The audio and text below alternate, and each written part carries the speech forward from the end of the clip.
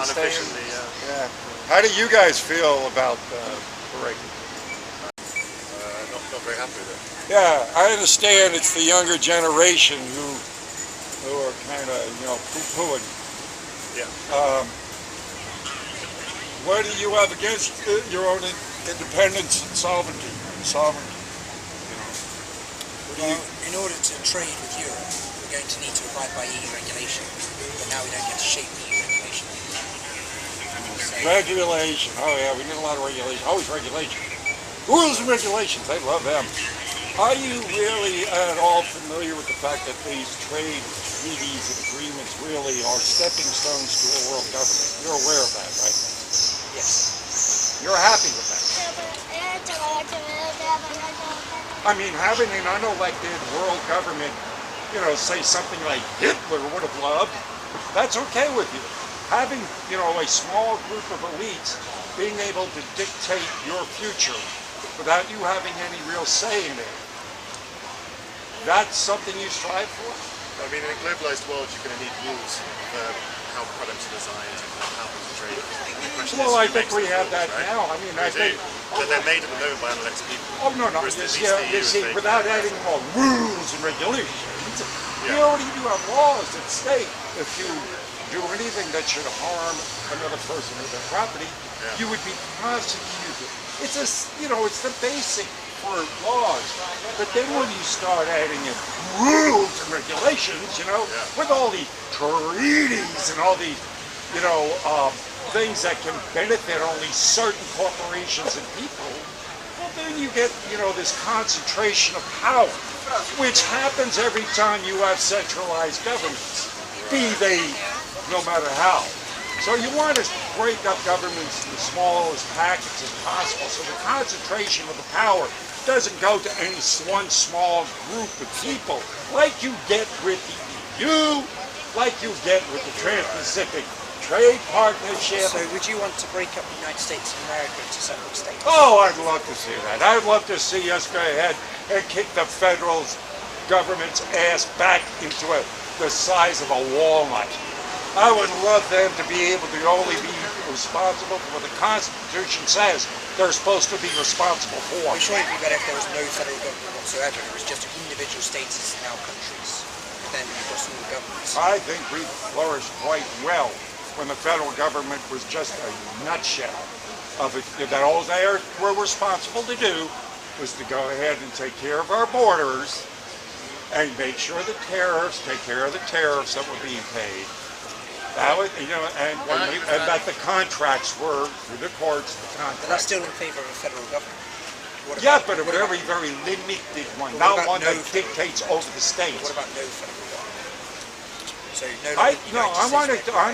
I'm not better than my founding fathers. I'm going to stick with the founding fathers put into play. They had a long history of tyranny. They knew what it was all about. They were historians. They figured out, probably not the perfect, but the best that we've ever had.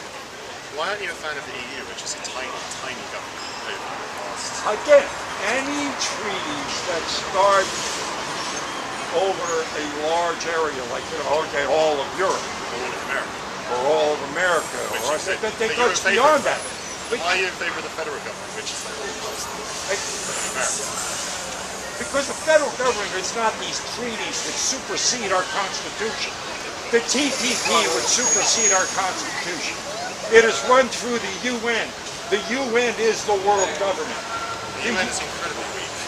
What? The UN is incredibly weak. It has no important powers. Well, then why does our government, my president, bow to them before he goes to Congress when he wants to use weapons overseas? Because he did that in Libya. He said, I'm going by the UN directives, and he didn't even go to Congress to ask.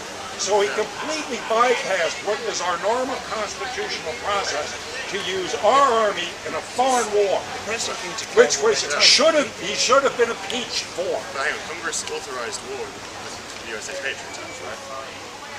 Which is 15 years ago. So Congress is authorized. No, again, we're talking about things that are illegal things that supersede the Constitution. The Patriot Act is unconstitutional. Should never have been put into play. And it was put into play on a false flag attack that everybody knows was an inside job. So here we are perpetuating these wars on a pack of lies. And then we go ahead and on top of that, put in place treaties by the same people that attacked us, and you guys want to swallow it. Yeah, give us more centralized government. And the same guys that tried to kill us, or killed us in 9/11, to formulate the foreign wars to go ahead and perpetuate the world government. Because you cannot have a world government without world war. Or a world tax that would be initiated through something like global warming. Another bullshit program. Because you can't have a world government without a world tax, and everybody breathes out what? We're being played. We're being played. You're being played. You don't even know it. Only you're looking at, oh, we can free. We're free. No, you're not. You're forging your own chains. Right. By allowing, giving up your individuality to the collective. Oh, it's a collective. We're all going to be equal. Bullshit. Bullshit. You'll never be equal to them, the ones that started the treaties. No. And now when they foster all the terrorism which they created, we fund ISIS. Where was ISIS 5 years ago? You ever heard of it? No. Rose out of the desert like a mirage. Where did it come from? Driving our trucks. Using our weapons. Oh my God, how did they get all them? Oh gee, I don't know, the CIA missed it. What? We've been over there for 12 years fighting a war. You missed all this shit. How's that happen? So, ISIS were created by us Yes. to fight against us. Yes. Why? Gee, it's a war economy. You create the enemies. Right. It's problem, reaction, solution. You create the problem, you watch the reaction. Oh, help, save us. Yeah, and then come in with the solution. Don't worry about it, folks. You'll get this nice, shiny world government. No more wars. You seem to like have a... You seem to think the government is very perfect. Perfect. Well, if in order to do this amazing conspiracy, which most people haven't seen, and only you have seen through other people, they have to have been like absolutely perfect how they orchestrate. Even though they fucked up. Read Albert Pike. Sorry? Read Albert Pike's writings. Right. Find out Albert Pike is the father of the Masons. He's the grandfather of the Masons. He predicted World War I, II, and III. Told us he was going to fight it. Why? When is World War III? When is World War III? We're in it. He was going to use the Islamic State to overwhelm Western countries to bring them down. It's the fifth column. So we vote, create these brush fire wars all over the place, create a bunch of refugees, open up our borders to them. Come on in, guys. Yeah, all this stuff. Sorry, we created all these wars. Yeah, man, people, man, come on in. We love you. Boom, boom, boom. Yeah, yeah. And they slit you right. London bombings, Paris, Nice. But who's doing those bombings? Is it the Muslims or the government? It's like you.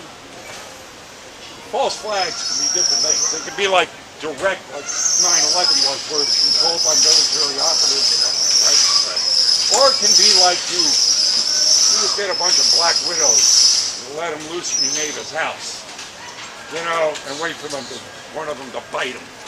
Right. You just say, you know, there's different ways bringing your enemy down.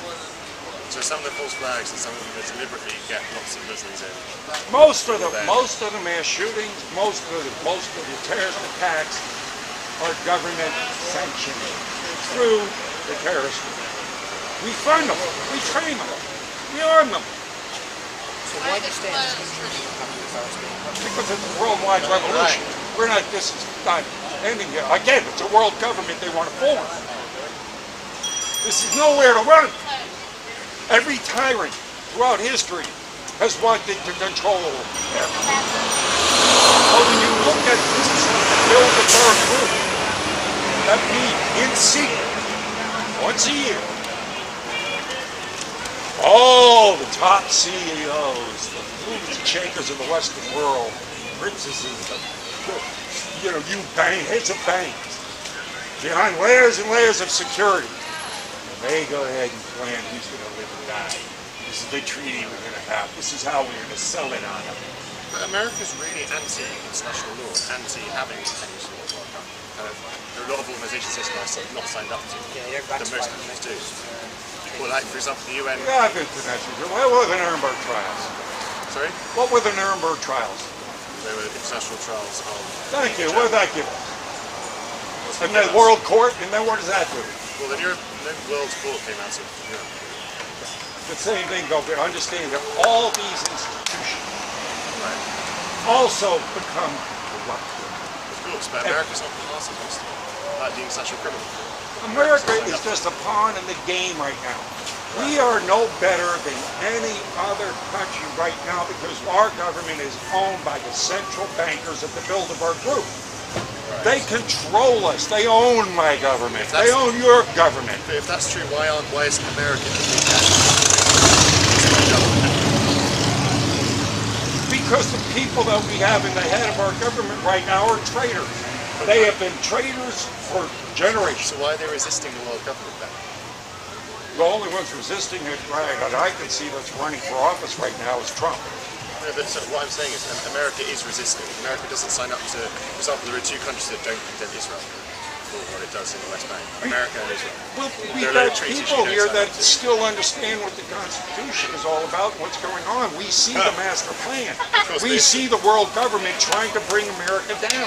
That's the point. If the government, if your government is controlled by the bankers, why aren't they, pushing more than anyone else to create this international system?